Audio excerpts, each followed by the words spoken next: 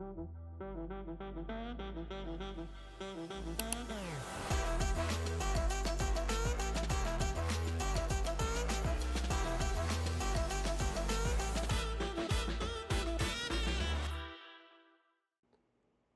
first week of my first comp test is done, and I went into this not knowing what to expect, and there is a lot of anxiety that comes along with this process.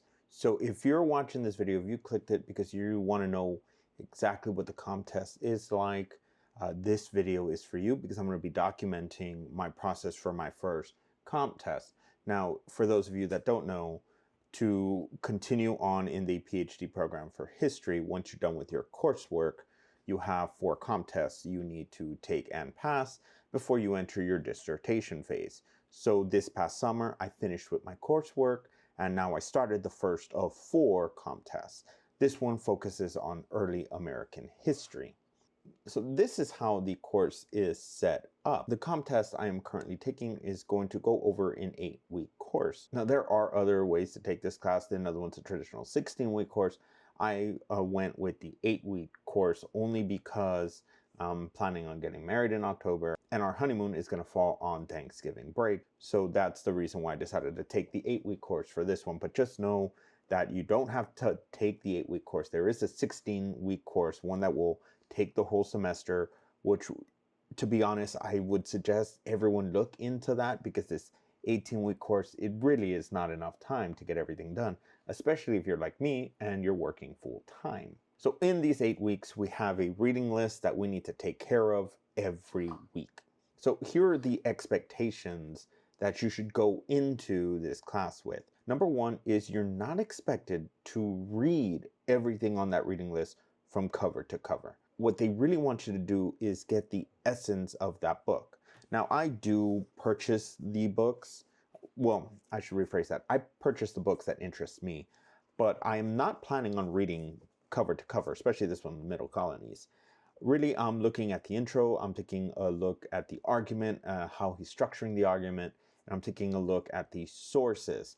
And I'm going to peruse through the chapters just to kind of get, the argument. What is he supporting? Is he supporting his argument? Right. That's pretty much what you're expected to do. You need to be familiar with the thesis of every book that is on that reading list. You also need to be familiar with the sources that every book on that list is using. And you need to take a look at how the field has changed in that specific subgenre of history. So as long as you're able to do that, you're fine. You really don't need to be reading cover to cover, but just get the gist of it. Perfect thing that you can use to get this done is to take a look at book reviews that have been written on that book for the reading list, and just take a look at, the intro paragraph, maybe the last chapter, and then in between a little bit here and there. You're really just skimming instead of like in detail, breaking down every line of argument in the book and making notes. You really don't have to do that. So just so you know, that's an expectation. So my process in getting ready for this exam, especially as a full-time educator, it's a crazy one. I read whenever I have a chance. And to be honest, it's little pockets throughout the day. So my day usually starts off at 5:30, 6 in the morning. I get ready for work. I take the dogs out for the walk. I feed them. I will usually read for leisure and play guitar. I've mentioned that in a previous video before. That just kind of helps prep my mind ready for the day. And then I'm at work by 7:30. Now, class doesn't start until 8:30, but I like getting there a full hour ahead because I can set up for my day of teaching, lecturing, whatever it is that I'm doing. And I can sit down, have my coffee, and I can start reading. Usually my mornings, sitting at my desk, I will dedicate at least like 20 minutes to reading one of these books that I have. So for week 1, I was reading The Spanish Frontier in North America by David Weber. I was also reading Defining Nations by Tamara Hazard. I'm sorry if I butchered that last name. But like I said, I find any time to sit down and read, I will do that. So 20 minutes there.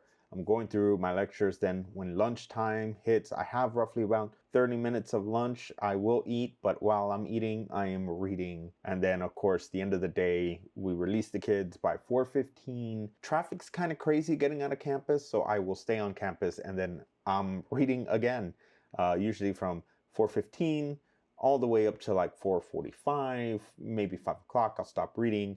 I'll gather my things, sign out at work, and then, commute home. The good thing is I moved schools recently, so I'm closer to my house. It doesn't take me 40 minutes to an hour to get home anymore.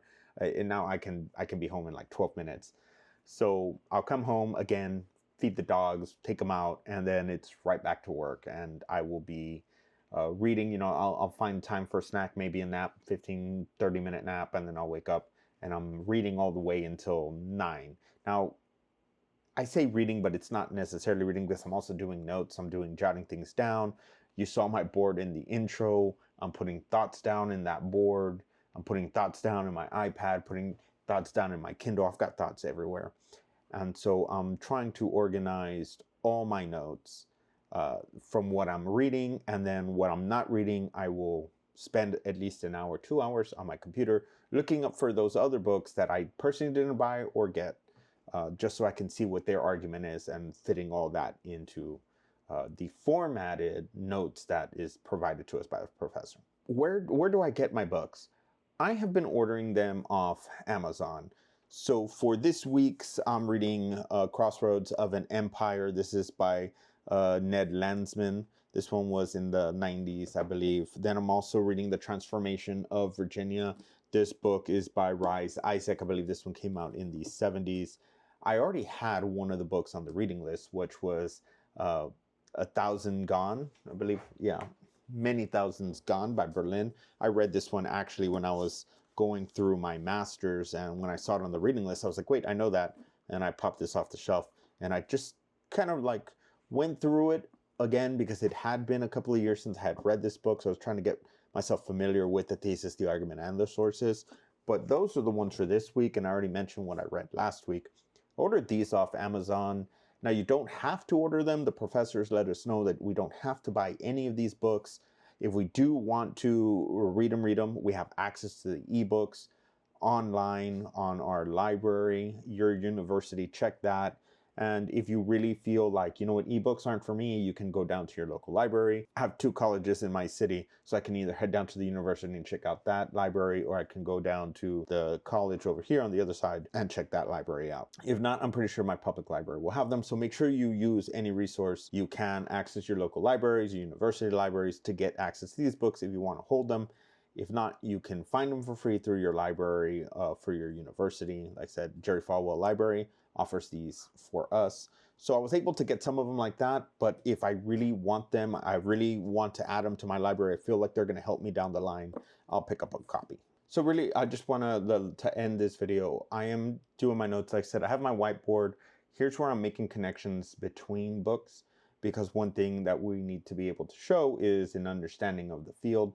So in my board, I was putting down, David Weber's The Spanish Frontier, and how does that connect with British North America?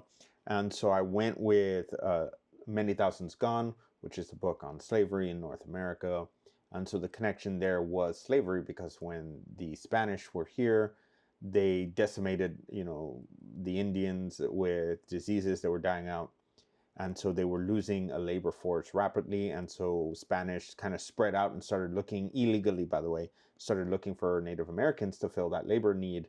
And then from there, we saw, slavery as we know it take place in North America. So there was that connection.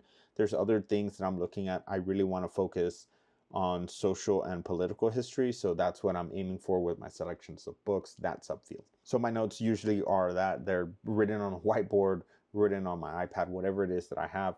And it's just a simple method.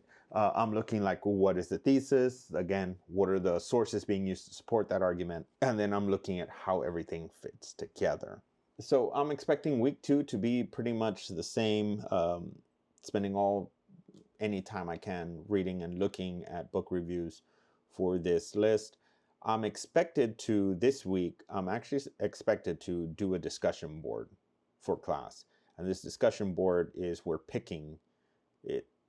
It says 6, but really, like, we're going to end up picking like 12 books and going into detail note-wise with everything that I just mentioned. So just know that if you take this class, it's not really a class. It's not really a class. You're just prepping for a test. And this discussion assignment really is just a way for you to exchange notes with other students so that you're not reading everything on the reading list, and you can exchange ideas with other classmates.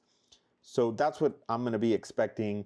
If you want to see more on what the comp test looks like, I plan on documenting, every week all the way up until I hit the test. And then I'll make a video explaining the test. So if you want to know what it's like going for a PhD when you're working full time, please consider subscribing to the channel. Like I said, I'll post videos every week. And if you have a better technique of taking notes or something, let me know in the comments down below. If you already took your comp exam, let us know in the comments below what we can be expecting, because I really don't know. I'm going week by week. I would be surprised with the first one. But hey, with you all, we can get through this together. We can share ideas, and I will post them on video for other viewers to take a look at. So just hit that like button, please. And thank you all so much, and I'll see you next week.